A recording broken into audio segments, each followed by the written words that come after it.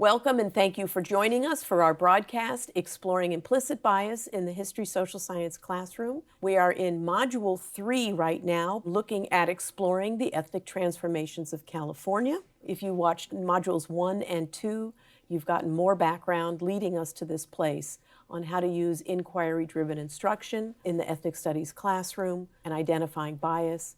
And Module 2, of course, focused on developing mindsets, skill sets, other things needed to help us identify that bias with lots of tools and resources. So we're excited to wrap up with this Module 3, Part 4, which is on California's future and radical healing. We started with an overview of ethnic California, the changing demographics, laying that as a context. And then we went into Part 2 with the framing of transformative resistance as it's described in our California Ethnic Studies model curriculum, led us to Part 3 on critical hope, and here we are wrapping it up with radical healing. I love this terminology, so I'm really excited to have my friend and colleague back, Barbara Vallejo-Doughton, who's going to walk us through this. She is the project director of the California Global Education Project at California State University, Long Beach, and just was an amazing teacher for many, many years, over 30 years, you said, 36 years in the classroom at Long Beach Unified and LA Unified. So she's got her teaching chops and experience there. So Barb, thank you for all you've done on the module and for presenting today. Thank you. Really looking forward to this part because the way that the model curriculum has situated radical healing, they could have just said healing, but they said radical healing. It piqued my interest. And as it's explained in the model curriculum, it means to envision new opportunities for healing while equipping students with change-making tools of empowerment.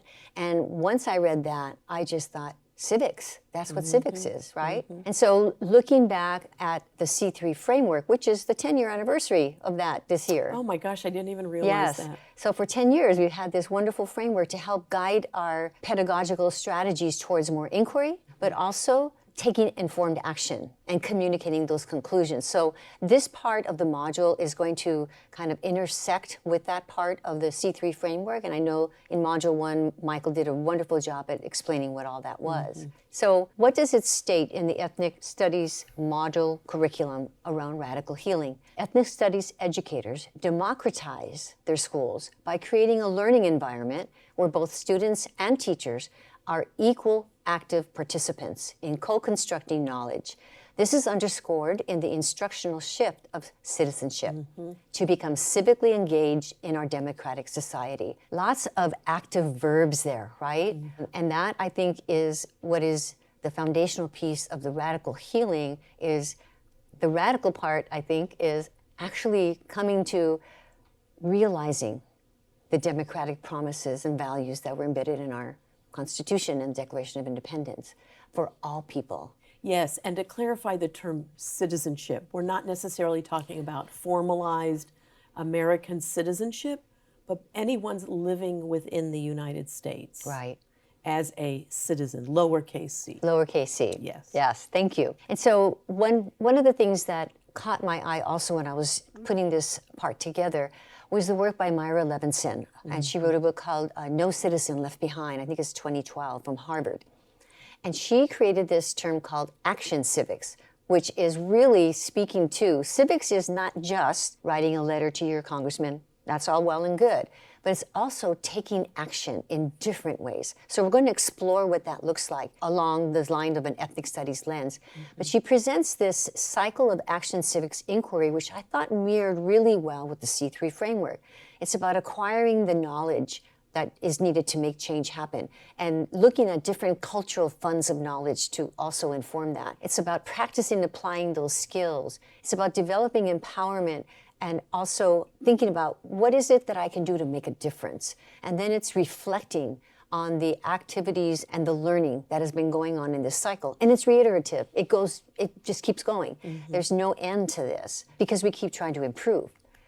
And so in her book, No Citizen Left Behind, she talks about action civics as this model where students do civics and behave as citizens, small c, by engaging in a cycle of research, action, reflection about problems they care about personally while learning about deeper principles of effective civic and especially political action. And I think you mentioned it in the last module. It's not just about protesting, although that's part of it. It's about making policy change. That's where the change happens, right? Whether it's in the school district level or the local level or your neighborhood level, it's about flexing those muscles of how do we make change in this community and how do we bring in all the cultural and intellectual funds of knowledge and resources to play here.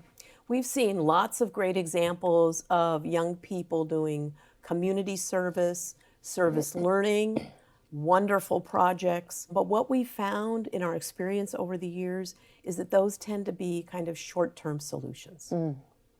If we really want to change systems, impact systems of power, I think you and I agree, we have to press on policy change. And you hear that a lot in the equity discussions as well. How you go about that is way more complicated and a little even riskier, but I'm glad we're talking about that too. We also know that young people really care about the world they live in. There's a sense that young people are apathetic, they don't care. They do care, but they need the opportunity to act on that, to learn how to go about it, to move things forward. So in your mind, where do we begin? So I think we begin, first of all, like we did in this module, with identity. Students oftentimes don't see themselves as agents of change because they have an identity that's deficit-based, right? They don't see that the assets that they bring to the table at school and in their community are things that are needed to make these kinds of changes. So we have to start there, which I think this program is really a step forward in that way. But also we have to remember that students come from a community. And that community appears in your classroom. Whether you know it or not, whether you accept that or not, things that happen in the community are going to show up in your classroom. It's walking in the door. Right? So that's where we start too, is doing a better job at really seeing the community and knowing that that matters.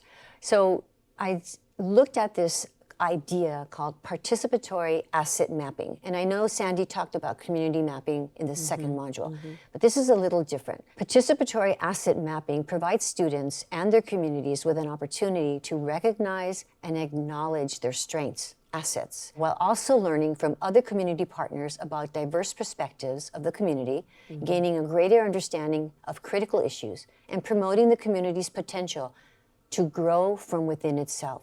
No more white savior. We can make the changes in our community because we have these assets. We may not know how to operationalize them. That's where the civics part comes in and the education part comes in. But communities are more than able, more than capable of finding their own solutions. So one of the things in this asset mapping is, what is your community? What are the political, geographic boundaries of a community? And I was really shocked to see that where I live in Long Beach is on the east side, quote unquote, the better side, right? It takes me sometimes a half an hour to 40 minutes to go to downtown Long Beach. It's only 6.5 miles. But I have to traverse different communities that have different infrastructures, we'll say that, that either allow the flow of traffic or even prohibit the flow of traffic. Interesting. Right? And so what's that about? Who are we trying to divide? What are we trying to limit, right? So taking a look at your community, and as an example, we're looking at a map of Fresno. And so the first step of asset mapping is to bring students together and to have teachers alongside with students. I love what Professor Levinson talks about. They're co-collaborators and co-creators of knowledge in the classroom. Because as a teacher, I don't know everything about this community, but my students do. And so recognizing that this relationship exists. So taking the time to think about, okay, what is an asset? How do students look at assets? Do they know that speaking another language is an asset? To many students, that's not an asset. That's a deficit because it has to be English. Well, no. If you speak Spanish or Tagalog or any other language, that's an asset in this multicultural community, right? Are they successful with working at others? Collaboration is such an important part of a democracy, right? Are they good at that? Are they good listeners? Oh my God, people can talk, but can they listen, right? Oh, we've talked a lot about that. Oh yes. Are they good observers? Can they see patterns? Can they look at things and notice what's really happening? Are they good at empathizing with others? To look at a community through the lens of empathy is different than looking at a community just to reach a goal, right? And so those are assets. So what would it be like if we had students, and teachers could do this alongside with them, put on a sticky note what their assets are. One sticky note per asset. And maybe they want to talk with a partner that knows them. Like I would ask, hey, Michelle, what do you think I'm good at? Yeah. And, and we'd come up with some different. Some are shy about Yes. purporting their own. Exactly. Yeah. And we have to honor that. But maybe with a partner, they might feel a little, What do you think I'm good at? Yeah. I like that. Yes. And then get all of those assets and put them in a centralized place in the classroom. And then step back. What do you notice? Yes. Who's in this classroom? Yes. What are the different strengths that we have here? How can we keep this front and center in our classroom as we learn about history, as we learn about our community, as we learn about different avenues for changing or making the changes we want to change for a better life? And how might these assets be helpful when we research these different critical issues in our community? So having students first see themselves as having strengths and assets and that they matter, I think is the first step. Have you done that activity with your students in the classroom? Yes, when I was in the Democracy School project, which thank God the county office, and we'll talk about that later, it was looking at critical issues. But I noticed that they were really shy. Well, I can't do that, Miss Doden. I can't do that. What am I good at? Or two things they like to do. Cleanups. They like to go to the beach to do a cleanup or put more trash cans in school. I'm like, okay, those are good issues, but are those really issues you care about? Is this something that's going to make your life easier or better outside of school? Let's think broader. And just getting them to see that, I had to help them unpack who they are and what they bring to the table for them to be able to see that they could do these things, right? So, but that's a starting point. Absolutely, absolutely. So, because probably I would gather most kids are never even asked the question. What would you like to see to better your life? You remind me of a student I had in the 12th grade during this Democracy School project, and he wanted to bring solar panels to the parking lot at school. Okay. This was 2013. So solar panels weren't, common.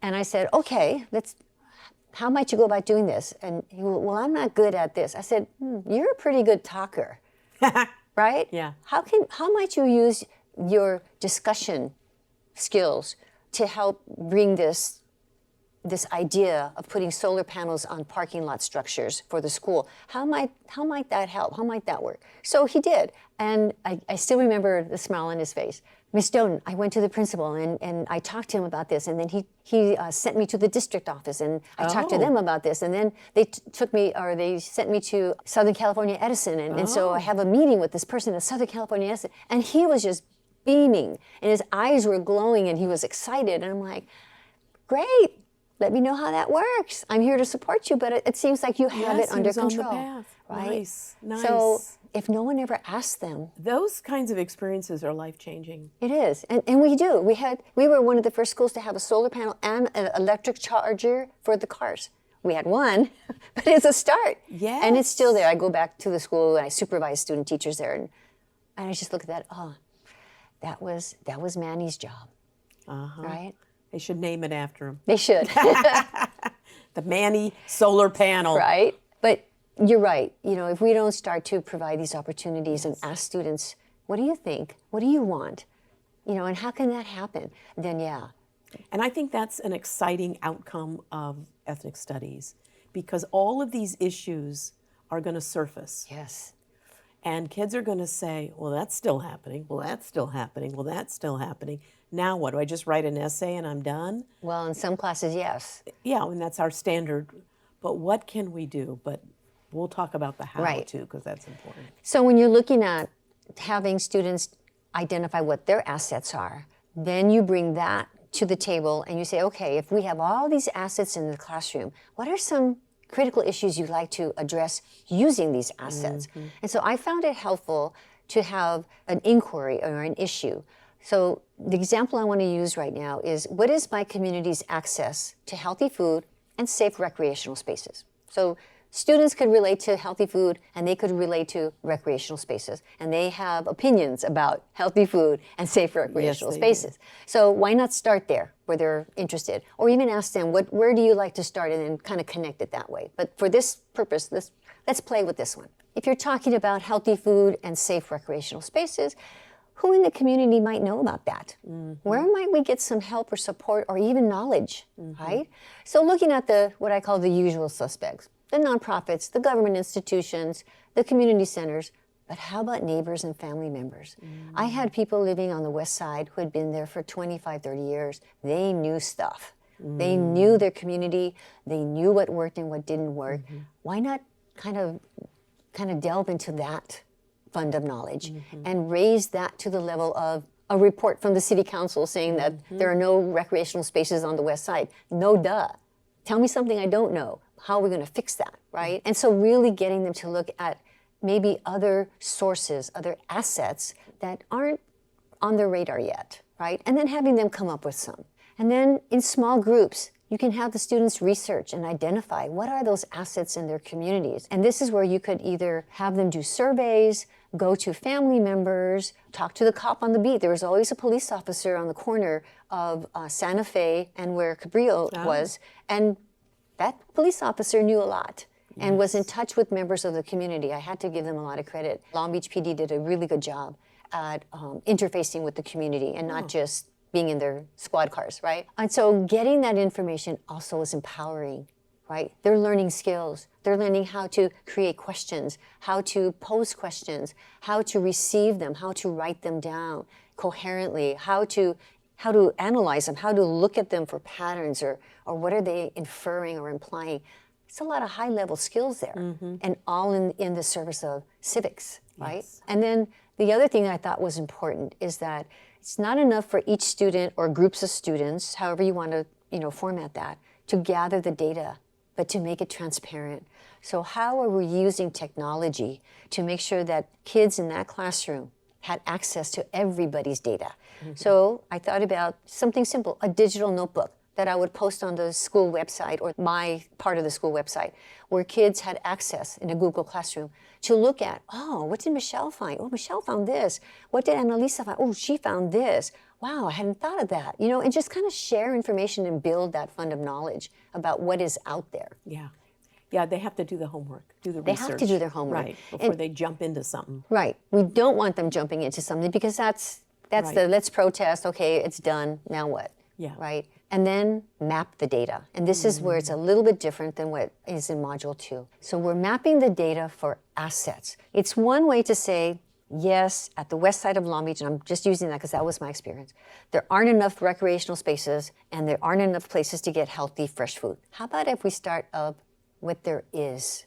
What are the assets in this community? Let's start from that angle first. So using Google Earth, you can actually map out where they're finding these assets are. Oh, Mr. Serrano over here has a little community garden. That might be something that we could look at when we look at healthy food. And how might we either increase that, or how might we maybe create a farmer's market where others could bring what they grow to the community? But you have to actually map that. And where is that going to be on the geographic landscape? And so here's an example of something that happened in Fresno. So the blue dots were grocery stores. The red dots were shops for general items. The purple were fast food, and the yellow were churches, okay? What do you notice about this map? Within that parameters, that community, where are all the resources, right? They're in the middle. Right in the middle. So what happens if somebody lives on the far east side or the far west side? Do they have transportation? Do they have access? And so these are the kinds of questions that when you start to map it for these assets, you start to say, I'm seeing something here that we could do better on, or wow, this part of the city is really well resourced in fresh food. Maybe we can go there and find out how we can expand that, right? So what do you notice? What are you learning? What is the data showing? What critical issues are arising? And what questions do you still have? And that's part of that inquiry cycle.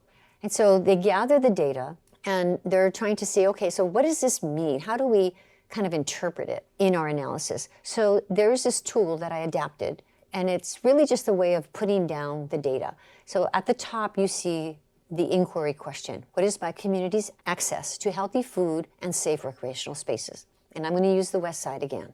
So in the yellow and the green are questions students ask. Where do you buy groceries? Well, I go to the 99-cent store because that's closest to me. I don't have a Ralph's or a Sprouts. I have the 99-cent store. Okay, and what's the address? Where is that located? It's on Carson Street. Okay, how would you rate that? I would rate it a C- because they don't have a lot of variety. There's some food there, but it's hit and miss sometimes. And it's whatever they get, and some of it is damaged, and some of it, oranges, just oranges, right? There's not a lot of variety. Okay, well, let's look at recreational spaces. Where do you go to have fun, to hang out? I go to Willow Park. Okay, where's that? It's on the corner of Willow and Pine. How would you rate that? I might rate that a D- because every time I go, there's people drinking and carrying on, and it's not necessarily safe. Okay, so we have an idea by them gathering the data of where things are and how they see it, how they rate it, and why. And so now they can identify their issue of concern.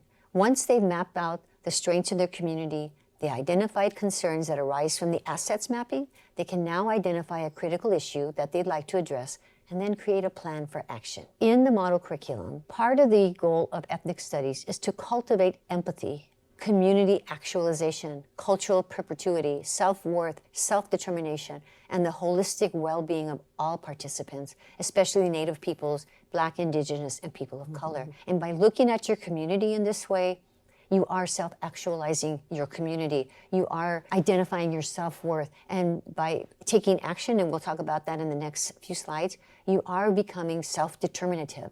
You're not waiting for somebody to rescue you, right? And I think that's the power of this curriculum.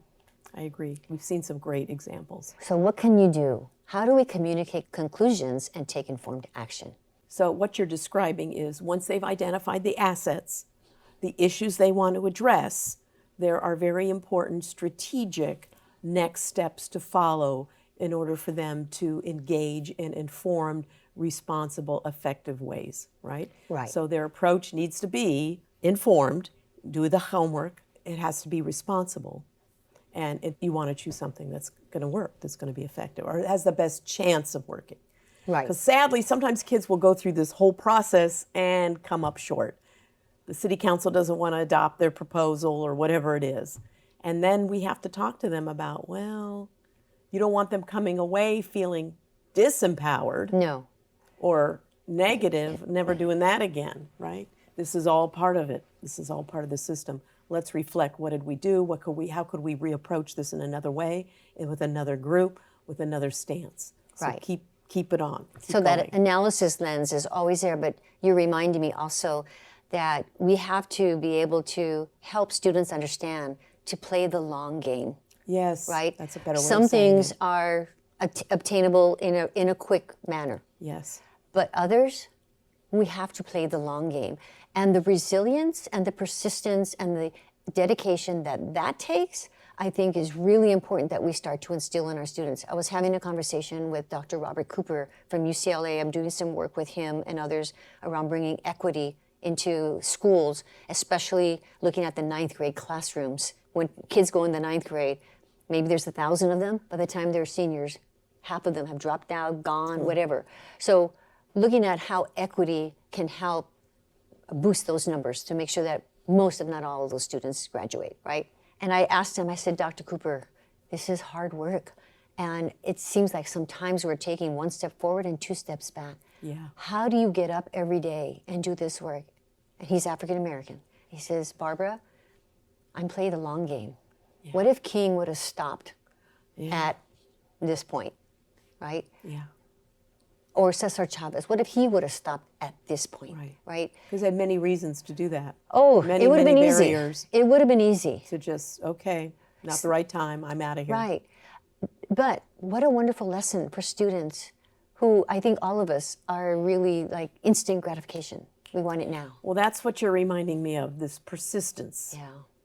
I feel sometimes it's harder and harder to come by and to see. People, we're more and more trained, we want the quick. response. If I don't get the email back and, within 30 minutes, what's wrong with this person, right? And that could be a cultural, thing too. Well, it could be, but persistence is a tough skill to adopt and really embrace for a lot of us. Like keep your eye on the prize, right? And I know these are sayings that might be trite, but it's true. Keep your eye on the prize and play the long game. Yeah. And that's more difficult to teach than the instant one, but so necessary, because that's how change happens. Most big change happens over time. Yeah. Which reminds me of this, I guess, infographic in a way, of quality civic engagement. Again, starting with inquiry. So we know that all high quality civic learning runs through this process. Sometimes it's called different things. So many times we're concerned that kids identify an issue and they jump straight to the action. So what we will try to do, I know in your work and mine, is to slow it down. Do the homework, the investigation. You've talked a lot about that. We talked also a lot with Michael and Sandy about looking at different perspectives, different avenues, different approaches that we may not agree with or understand. We need to know what's out there. That takes really deliberate time and study. Engage young people in a dialogue. They're going to collect a lot of information, create that safe space in the classroom to dialogue about these different points of view. Whether it's, better food in the cafeteria, putting a street light up, looking at police brutality, homelessness. I mean, the issues are going to be small to huge. How can we talk about these issues that are sensitive and controversial in ways that are respectful and civil? We talked a lot about that in modules 1 and 2, using Socratic seminar, all these techniques to do that. When we were in the democracy school program, I learned structured academic controversy, which was a game changer because it forces students to take the opposite view and have a conversation, not a debate. Have a conversation about it from that lens, which they may see as foreign to them or antithetical to what they believe. But it was such a productive and wonderful way of getting them to empathize. Not give up your values, but just learn to empathize and understand where they're coming from. Because if we keep in this binary, right, again, we're not going to make the changes that we need. And what we're seeing in society is so much polarization around things. And what do? We tend to watch, I mentioned this before, the same news channel that affirms our own values and identities, but we don't watch this channel. And so the more this we affirm here, the more hardwired this becomes, and we're closed off to this point of view over here, right? And we're doing a disservice. I mean, and I'm guilty of it too. I turn on that same channel. I'm not going to watch that other one. I'm going to watch mine because it makes me feel better, right? They're asking the questions I want to ask and all that. But we need to watch both. We need to study both. We need to understand both. Doesn't mean I'm going to become a convert. Right. But I need to hear it and I need to know it. Right. So it's interesting when world events come, watch your channel, then watch the other channel, all right? And I think it's important for teachers to remain very nonpartisan and neutral and being very cautious of their own language in the classroom and their own perceptions, because all of this stuff, ethnic studies is civic learning is becoming more controversial because teachers are being accused of purposefully promoting their ideology on their students. And that's not our role. That shouldn't be our role. So this elections, very heated. Yes. I've gone into classrooms and they've got all the buttons and bumper stickers for one candidate, but not the other. We need to take all that stuff down and just create that safe space. So that's an important piece. Then we're able to come up with a conclusion, look at ways, and then take the action. So all the best civic education programs out there follow this pattern, follow this cycle.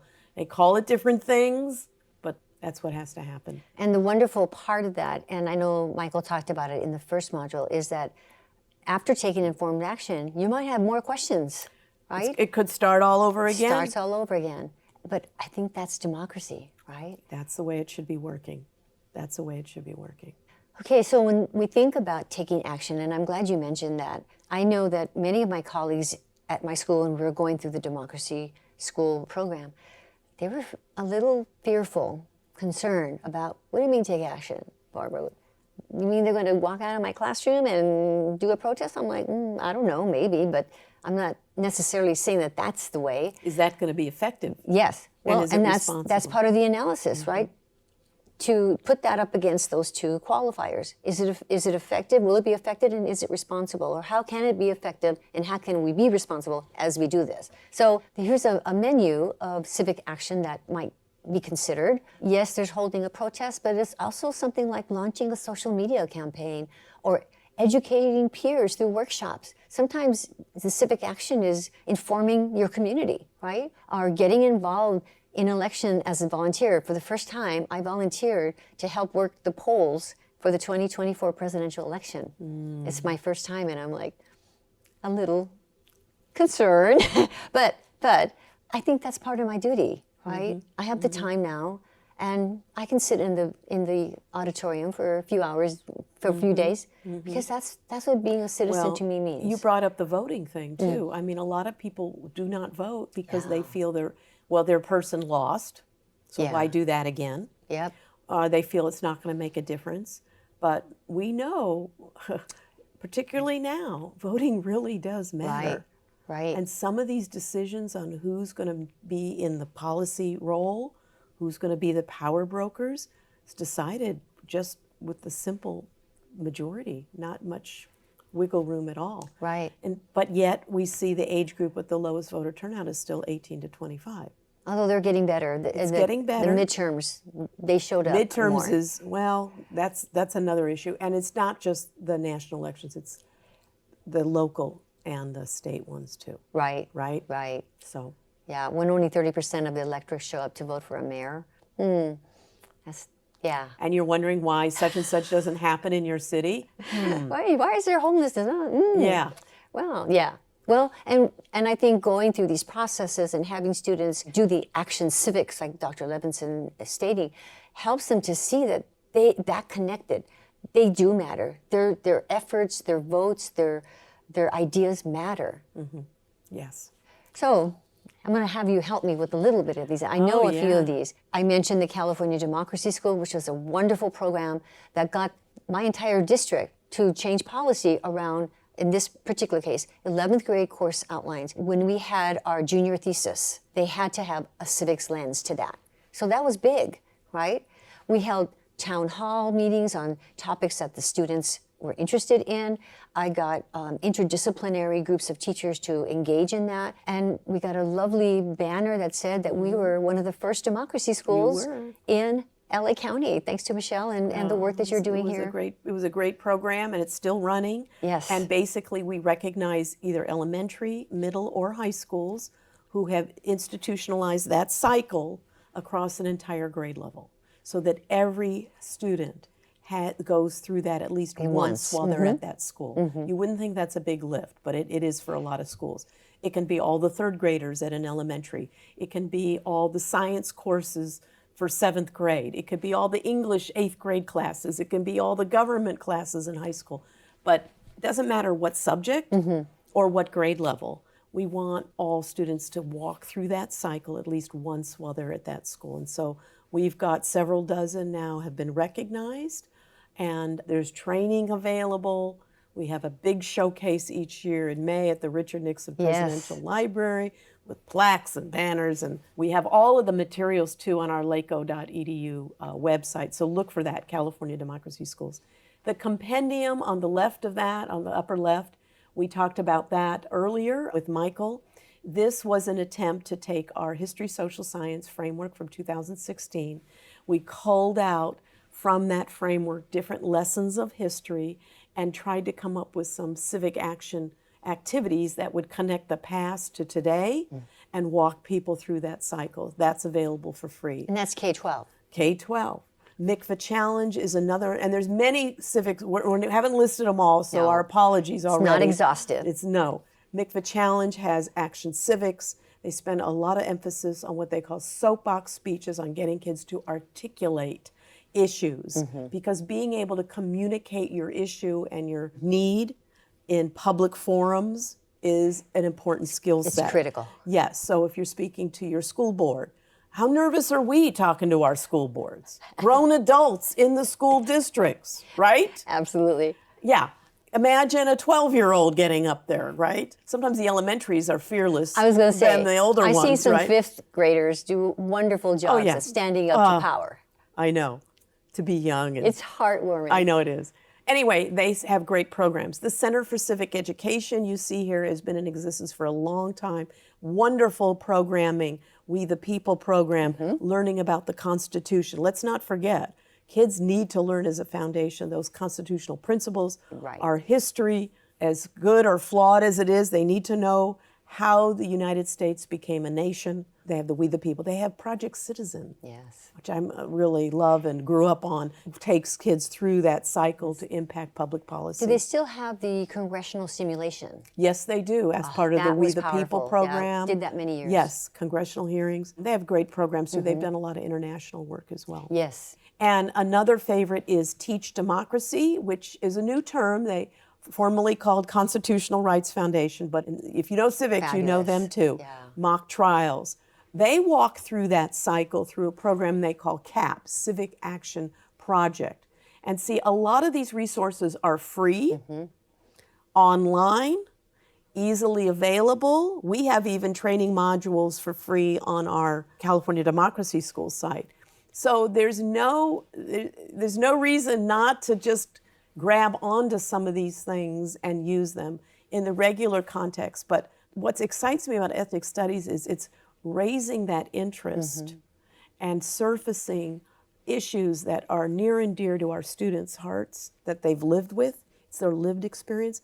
And now we have tools to help them effectuate change. You can't empower if you don't give them the strategies and tools. So it's a good opportunity. It is. And I've used several of these throughout my career, and I marvel at where my students grew in their oratory skills or in their writing skills or just in the self-confidence that they had agency.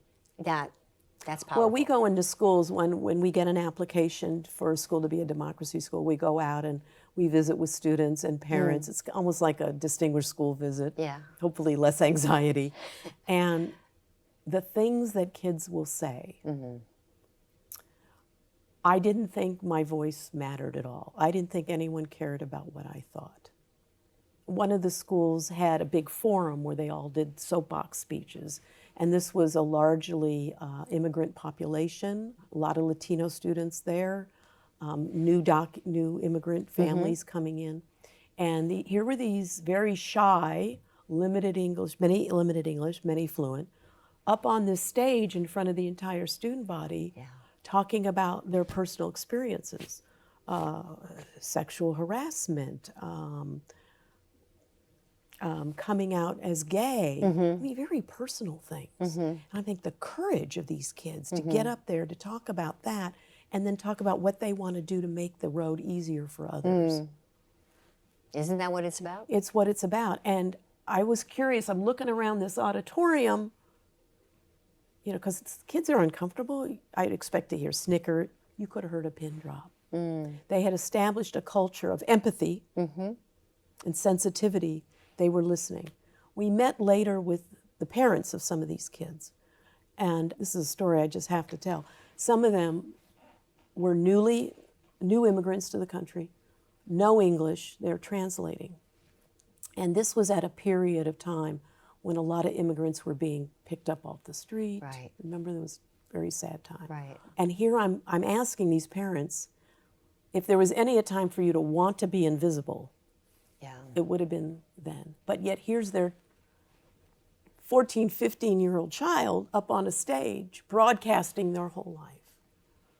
I said, how does that make you feel as a mother? Does it make you nervous? I didn't know what they'd say. But they sat there and the translator told me, they said, no, to the translator, we're very proud that our child can get up there and tell her story. This is why we came to America. This is why we came here. Because they couldn't do that where we lived before. But now they can. Now they can. So I'm holding back tears, but the power of these folks who are brand new right here and just applauding this experience. I can't tell the story enough. It's just really moved me in such powerful ways. Yet they wouldn't be able to do that unless... We didn't give them the opportunity. Exactly. Exactly. And yes, I have to teach about the Cold War. And yes, I should be at the, the Cold War Summit by March 4th. But these things really matter. This is why we're teachers. This Yeah. is why we come to the profession. Yeah. Right? Right. At least most of us that I know, right? Most of We us, can make yeah. a lot of money doing other things. Oh, yeah, you can make the mortgage payment doing other Right. jobs, yeah. But it's these nuggets, these Yeah. things that we're making a difference Yeah. in all these lives of these kids and these families. And I think that's what the ethnic studies model curriculum so. affords us, Yes.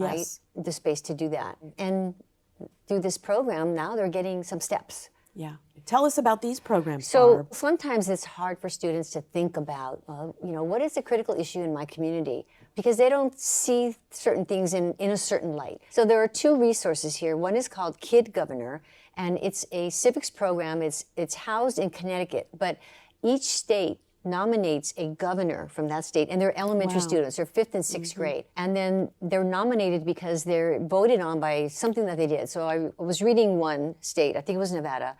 This one student said that literacy was important to him, that everybody should be reading. So in his community, he gathered with other people in the city council organizations, and I think he also partnered with the local church. You know those little free libraries that you see in communities? Yeah. Right? So he made sure that in his community, there were several of these throughout the neighborhood. Nice. And so there's a picture of him next to this, opening the drawer and showing all the books that were gathered there, because people just, like me, I have books I don't read or haven't read. Maybe somebody would read this. So that's the kind of civic action that they were taking. So there's a list in Kid Governor, and it'll be on the Pathfinder, where there are a myriad of different topics that kids could dig into. And then part of my work at the California Global Education Project is to help students and teachers understand the 17 United Nations Sustainable Development Goals. And each of these goals can be looked at and researched at a 30,000 foot level, but when we get to it, everything global is local and local is global. So bringing that down to the 10,000 foot level, for example, we were talking about healthy food. SDG number 2 was about no food scarcity.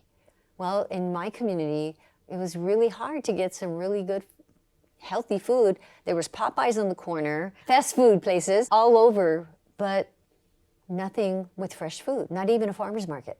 So all of these issues are something that kids could grapple with and then say, well, how does this show up in my community, and what do I want to do about it to make it better, right? So there are two sources there to find some topics. In case We didn't even touch on environmental justice. And I know you're doing a lot of great work in that arena. Right. Talking about, well, you touched on it, but food deserts, access to healthy foods.